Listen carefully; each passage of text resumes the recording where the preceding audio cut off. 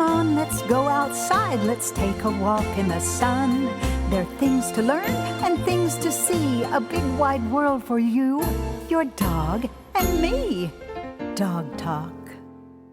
Hi, everybody, and welcome to Dog Talk. I'm Pat Becker. You know my co-host, Rusty. How are you today? I'm doing great. Thanks for having me out again. And we have another host with us, Jillian Whitaker. How are you doing? Good. How are you? I am doing fine, just great. And you've got a darling little Chihuahua here with you who's looking at everything over going, oh my gosh, Jillian, what have you gotten me into, this dog is saying.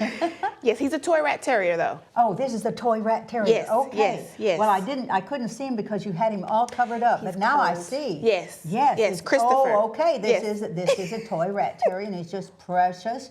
You are precious. She says, I'm not talking to you. You call me a Chihuahua. It's okay. It's okay. It's all right. So tell me about this little rat terrier. Well, he's my nephew. He's my brother and sister-in-law's dog. And he is special because we have the same birthday. He'll be 9 August 15th. And you'll be 9 August 15th. Yes. Wow. Yes. Isn't that remarkable? She's for 9. amazing. That is... That's amazing. Yes.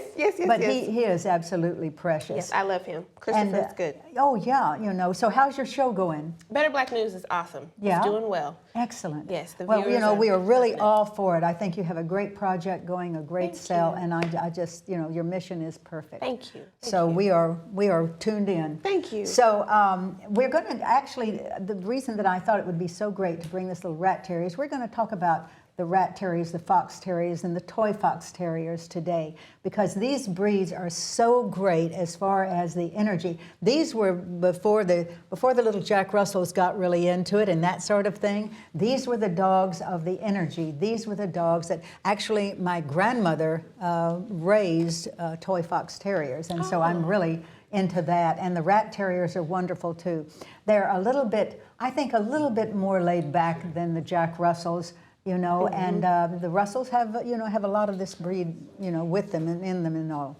So we're going to visit a lot of that and kind of talk about these breeds. So we're going to take a quick break, and when we come back, we're going to get into this. Would you like to do that, Rusty? Absolutely. Sounds like a good start to our show. Have you had some dealings with the rat terriers and the fox terriers? A little bit for training. They're a very well engaged animal. You need to give them a job. I mean, that's one of the major importance for them. But they make a great lap dog. And you know, they're very comfortable there. When they want to be and want to be a bit like this, that is it. Otherwise, they're going to jump down and get into something. Right. Yes. And that's the darling part of it. I love it. We're going to take a break, and we'll be right back.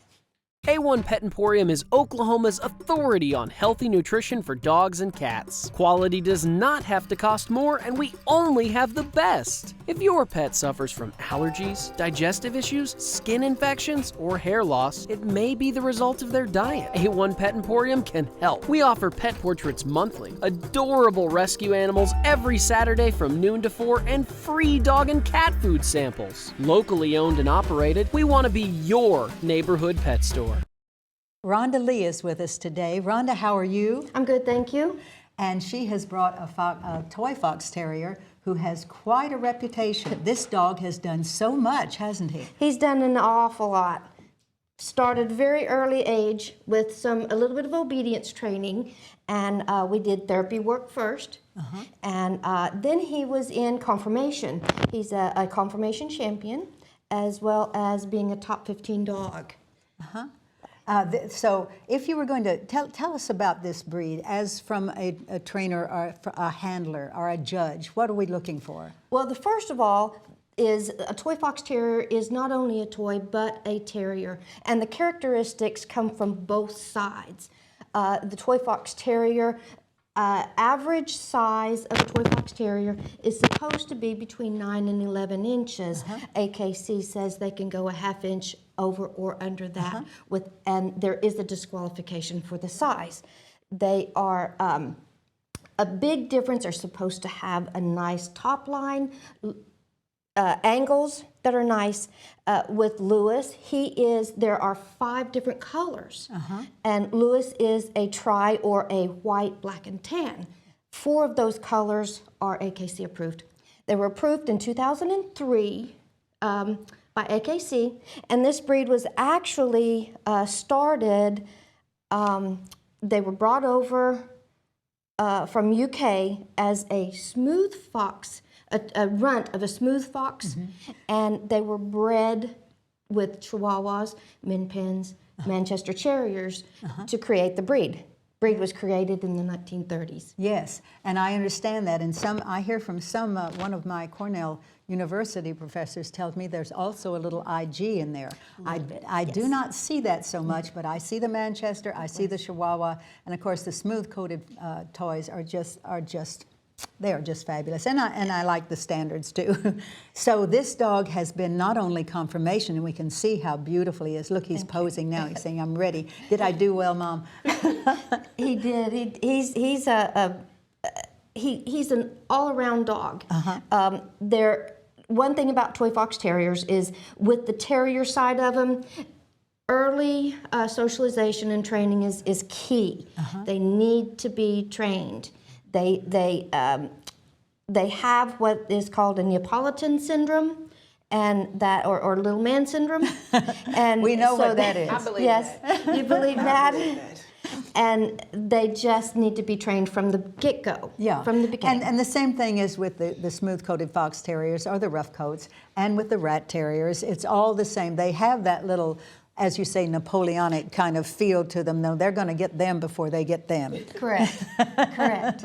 So this is the thing, but they do make great family pets. They are so adaptable. I mean, you can take them any place in the world, and they will just survive and thrive. Well, we thank you so much for bringing him and everything. Now, he does agility. He does agility. He does nose work. He does. He's done therapy work. Besides the conformation, he's done rally, has titles in rally and obedience. And Is that something? Now, you're going to have to take this dog back to your friend, and you're going to say, this dog needs some experiences here. Who is that? Christopher, I got to get you up to date. That's exactly right. That's exactly right. Well, it is extraordinary to having done so much. And what is the age of your dog? He's almost 11. Almost 11. So there again, he's getting to be a senior citizen, and we have great respect for senior citizens. This dog has had a lifetime of success because of you, and we thank you, Rhonda. Thank you. Just to mention, he also has helped me through several years of cancer treatment. So not only is he an athlete, but he's also my lap dog. Oh, and a great service that he did provide. That is excellent, They are so good at this. There is no doubt of just being companionable. Great dogs. If you have a chance to see one, to adopt one, to get one, don't hesitate. They are great. We're going to take a quick break, and when we come back, we're going to see a trainer, going to talk to a trainer who teaches tricks to this kind of dog. We'll be right back. Hey, Dog Talk fans, make sure you join the conversation on social media. Just go to facebook.com/dogtalktv. We'd love to hear a story of your furry friend, so send us an email to pat@dogtalktv.com. You could be featured as our Dog of the Week. Now, enjoy the show. It is so important to interact with your dog. I have always said that. And Jessie Cantwell is here today. You are a trainer. Where do you train? I have my own business. I usually train in Moore, but it's rock animal training and behavior. But I go around all over the city. So you teach a dog what? Tricks? That's one of the things I can help teach, is tricks and different things like that. Tell us, what are the benefits of teaching your dog a trick, and why should our viewers consider it? Well, tricks are really great because they make it fun. I mean, obedience is great too. We want our dogs to be obedient, sit down, walk on a leash, but tricks can help with that. It creates a bond, a great form of communication with your dog, and you really can't be upset teaching tricks. So what's considered a trick? Honestly, sits and downs are tricks if you really think about it, but most people consider a trick like shake or roll over, spin, things like that, but all of those can be incorporated into obedience as well. Okay, so what's your easiest trick to train? Probably spin. It's really easy to teach for the dogs. Just like people, dogs are left-handed and right-handed, so they're going to be better going one way or the other, but it's a really fun and quick trick. This is an important factor, and most people don't understand that. You get a dog walking on the right or walking on the left and wonder why he wants to deviate and why they're not as good on one side, and that's it, folks.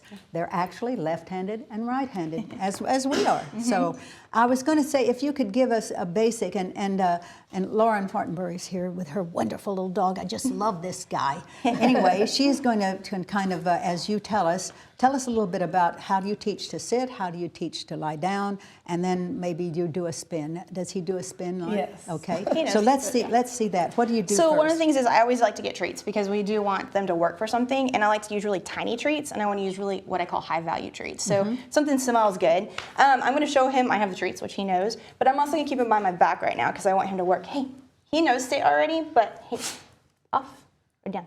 Sit. Good boy. Once he's sat, I'm going to give him a treat. And so I want to get him in the mood that, like, oh, we're working, we're training things. He kind of knows all this stuff already, but to teach a spin, what I like to do is take a little bit of treat, hold it right next to his nose, and slowly come around like this. Good boy. And as he comes around, we give him the treat. Eventually what you do is you do this a few times without or with the treat, and then you take it and you do it without the treat. So you guys see I don't have one, but he's going to think I do. You spin.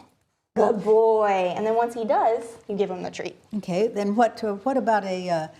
I noticed he was jumping up. Do we teach them to do that? Most obedience trainers like to have them. Exactly. We don't want them to jump. So actually, sometimes if you teach them there's appropriate time to jump and there's not appropriate time, he is a little cattle dog mix. They love to jump. They're very springy. So I know Lauren's got a really cool trick where he bounces off of her. So he knows to do it when it's appropriate, and he knows when to do it. So when you're training a dog and adding a new trick, when do you add the verbal cue? Actually, it's really cool. You can do it whenever you are actually moving with him, teaching him it. Usually what I like to do is show the dog what I want, and then I add the verbal. The cool thing about tricks is they learn more hand signals than they do verbal. So I could probably just go like this, and as you see, I didn't say anything, and he still did it. So a lot of it becomes our body motion. I've taught bow and teaching about, he doesn't know bow, but I've taught bow, and I curtsy to them, and they bow back. And it's just how we taught it. So. Yeah, they do learn, and some breeds learn, of course, more quickly than others. That's true. We know that. So you have to have a great deal of patience. So we were going to get a demonstration. This dog does so many cute things. So Lauren, we got a tiny little space here, but we'll move back and get out of your way, and you can kind of show us a couple things. Hank? Yep, he's Your like, mama's got it now. you got the treats. Here, Hank, can you hit me? That's his favorite. Good boy. And you can you come over here? Can you sit?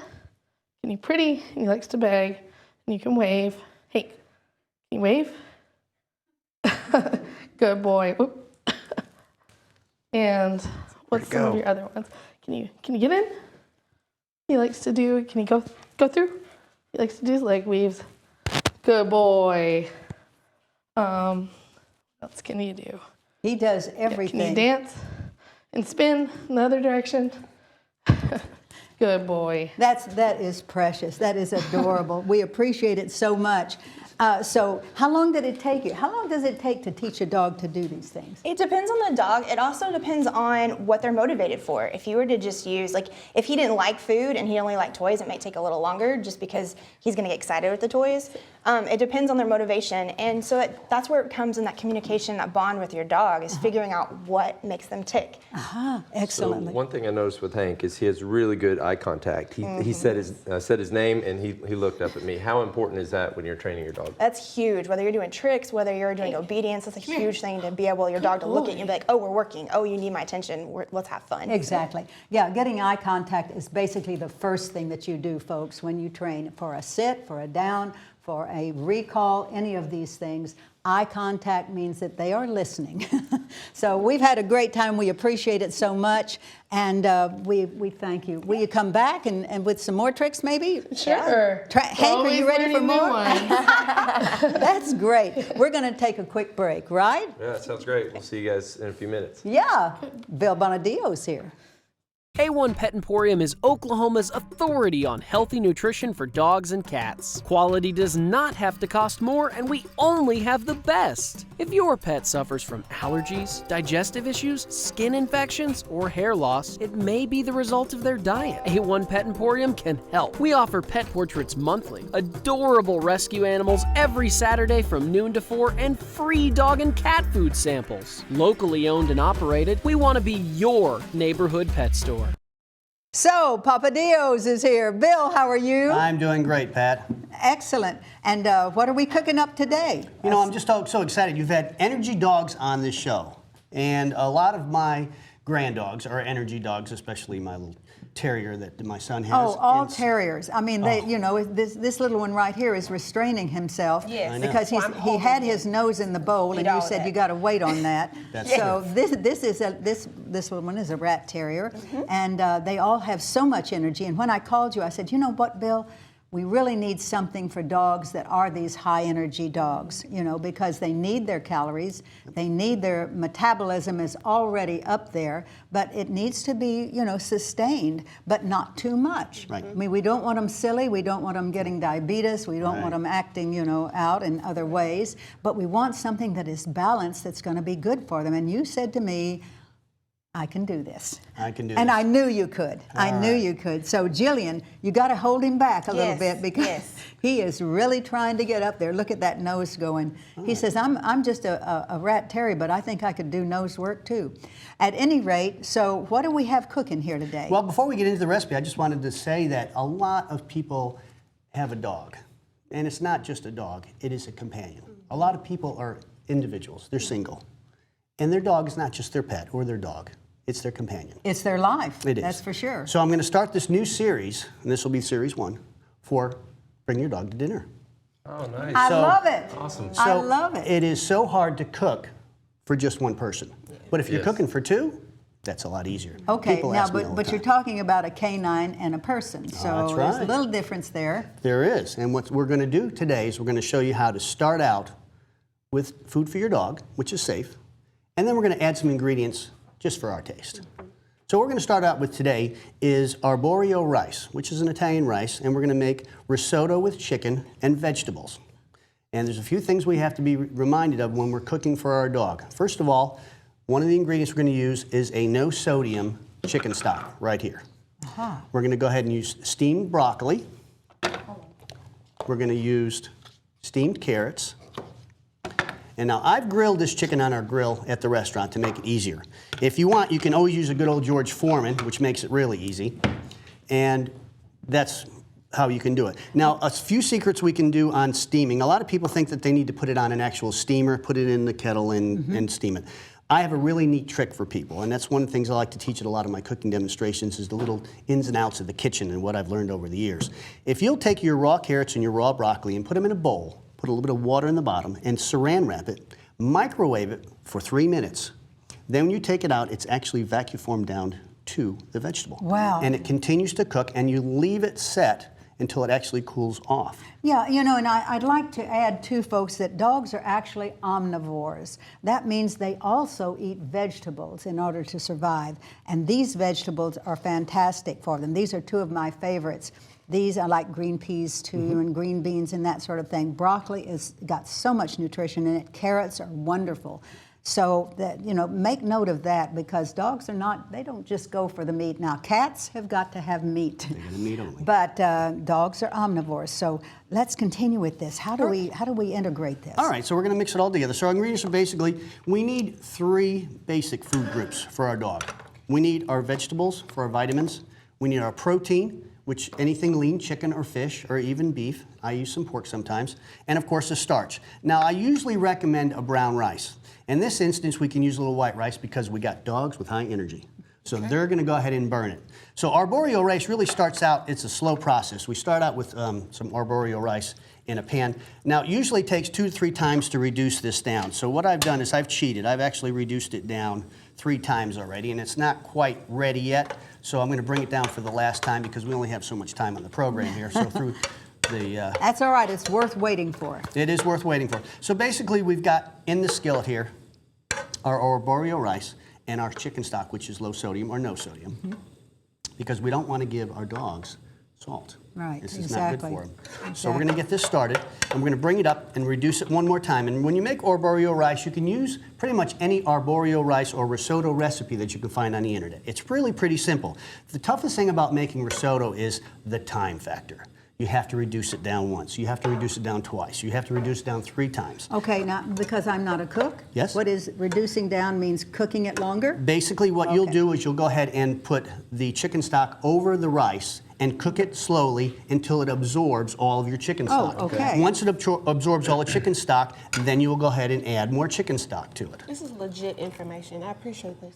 Well, Are you a cook at all? I'm kind of not, no. No, I'm not either. But see, I am. So Oh, this is- there this you is go. exciting. well, it's not You rocket might know, science, the guys. men know and the women don't. You know, it's not rocket science. I try to make cooking simple. Most of Italian cooking is very simple cooking because it's just mostly peasant cooking. And the thing about cooking any kind of food, whether it's Italian or anything else, is your ingredients. If they're fresh ingredients, if they're good, wholesome ingredients, you're going to have a good outcome when you finish your product. So we've got our arboreal rice almost reduced down, so we're going to go ahead and start putting our vegetables. Now, what I usually do if I'm going to make this for myself and a dog companion, I don't have one unfortunately because I work so much. And I think a lot of people who have dogs need to spend time with their dogs. And if you don't have time to spend time with your dog, it's not any different than having not having enough time for your children. Please don't get a dog if That's you don't right. have time for You it. got to have They it. would love to. They do, and that's what we're going to give them some love today with one of their favorite things to do. Okay, so our rice is reduced down pretty well, and basically I would taste it, but I can look at it and tell you that it's cooked al dente, which means to the tooth, which is kind of like how you cook pasta. And we cook it al dente so it's not mushy. And rice is the same way, and it'll absorb all of your chicken stock. Then we're going to start adding our ingredients to make it healthy. We're going to add our vitamins, our vitamin A and our carotene, our vitamin C with our broccoli, so we're going to give them. While you're doing that, I noticed that the restaurant that you're from is called Papa Dio's, and your name is Chef Dio. Is this Chef a family restaurant or? It is. I started in 1979, and my last name is actually Bonadio, which means good God in Italian. You started it. Well, I did, and then I named it after my father. his father. No, I actually started as Dio's Original Fried Pizza. Okay. And then I became partners with my dad and named it Papa Dio's after my dad because a lot of the recipes I have at the restaurant are his recipes. There you go. And then I bought him out in 1988. And it would be continued. respectful to do that. Absolutely. No, I love my dad. Very, very few people can get along with their father when working with them together. There's not too many family that don't have problems or get along, but I Yes. respected my father so much. Okay, so we got our rice, we got our broccoli, we got our carrots in there. We're gonna add our chicken. Now you can make a whole bunch of this, and I usually make a 2.5 pound batch when I make it at the restaurant. Of course, I have to serve it at the restaurant. So we're gonna go ahead and mix in our protein. Now, protein is very important, and this is a lean protein. It's chicken. Fish is also a lean protein. You can make this with fish also. Not yet, Christopher. Not yet. Hold on. This puppy's getting anxious. I know. Now we understand that. Chef Dio, while you're telling that, remind our audience where your restaurant's located. Well, we're at 10712 North May. We're hard to find, and I always say easy to digest. We're behind a donut shop that's on North May, about a block and a half south of Hefner. Okay. And I also have some of the pamphlets at the counter. And this is something for people who would like to start cooking for their own dog and don't know how and what to give them and what not to give them. So this little pamphlet that was nice enough for Pat to sponsor tells you a little bit about what you can cook and what you can't for your dog. Absolutely, absolutely. All right, so basically what we've got now is we got the dog food part done. This is going to be good for your dog. This hasn't got anything bad in it that's not going to be something that the dog can't have. So what I would do is I'd let the dinner cool off here because you don't want to give hot food to a dog because they don't Exactly. know that it's hot and they're going to end up burning their mouths on it. So that's the dog portion. Now, it's time to make it good for us. Okay. Now we're making dinner for us. So if you want, what you can do, if you want just one portion, what I would do is take the rest out, put it in a container, mark it. You got to remember, a dog is not like us. A dog can eat the same thing day after day after day. As long as it's nutritional for them, it's not anything that they're not going to like because they're hungry and it tastes good and they're going to like it. So you can go ahead and put this in a Ziploc bag if you like. If you make too much at this point, you can zip it. You put can a date freeze on it. You can freeze it. You can put it in your fridge. Absolutely. This will last up to a week's time. So if you want to go ahead and do something on a Sunday and make a week's worth of dinners for you and your dog, you can always have this and make something else. So we've got the dog food ready. Now let's make it ready for us. Now this is what we can have and they can't. Good old NaCl. Good old salt. So we got to put some salt in it because we got to have some flavor. And not a lot because I don't usually use a lot of salt. When I make this for myself, I use an actual sodium infused chicken stock, which I make myself. And of course some pepper. We don't want to go ahead and make you sneeze over here, so we're going to block you off over here. And of course what dogs can't have is onions. So we're going to put a little bit of chopped scallions in there. Oh my gosh. And we're going to go ahead and give us some temperature. I don't want to get you. Appreciate I don't want Not to a get you problem. afraid, but my staff is getting closer and closer. That's here. okay. I'm making enough for everybody, Pat. It's good. So everybody can have a taste. They're So going. Oh yes. So we're going to bring it back up to temperature now. We got our ingredients so we can put, and you can add a lot of things in here for flavor. And there's also a lot of different herbs that your dogs can have. Basil is a good thing to put in there. Parsley is also good for your dog. And all these are listed right here in this book on what you can give your dog and what you can't. Fantastic. So we're going to go ahead and just get this warmed up and finish it off. And in essence, I don't have to buy dog food. You don't have to buy dog food anymore. You can make it and just have figured. If you learn to cook. If you learn to cook. Okay, that's a problem. That Okay. is- It's not there is- rocket science, honey. It really isn't. It's, Look how at here. easy he's made it look. Look at here what Pat has. Oh, boy. Oh boy. Oh boy. He's Is liking that that. good? Is that good? You might see if some of these are cool enough, yeah, they're cool. Jillian. Yeah, I wouldn't give it all to him. Okay. Just a piece. So we're going to make this people food, and what are we doing now? Okay, we're so adding that. we put our salt and pepper in, which Yes. you can't have for your dog. We put our scallions in. Yeah. We put a little bit more chicken stock. We're going to reduce down just a little bit more and thicken it up. There you go, Pat. Yeah. Okay, and then it'll be ready for human consumption, Okay. and then you can have dinner with your dog. Oh, that is so excellent. That is so So we're excellent. going to just bring this up here. There we go. I'm going to spoon some out, like I say. So we've got leftovers the are always dog great. dish and the people dish There you right go. there, side by side. all together. And of course, we can't leave without mentioning I this was gonna wonderful ask the sauce. Tell us Well, about this sauce. is available in 6 grocery stores now, both the Uptown grocers. This is probably the best sauce you'll get in a jar. Not just because I make it. There's several reasons why. First of all, it's all natural. There's no preservatives, and I use such a good tomato. There is no corn syrup, there's no sugar in this product. Most people who make a tomato sauce on the jar and can sell it for 99 cents use a very inexpensive tomato and just cut the acidity of tomato with sugar, Yeah. which is not any good for you. But this is wonderful for people like me. I'm very health conscious, and so that's Exactly. I use this a lot, you know. So we thank you so much, Bill. It has been great. Jillian, thank you very, very much for Great. coming and bringing this adorable Thank dog. you. And Thank you're you. going to have to hold him back for a little bit Yes. more. He's about to Yes. charge the table. Rusty, it's been great, my dear. great Take show. care. Guys, have a wonderful week, and we will see you next week. Look at him. He just wants...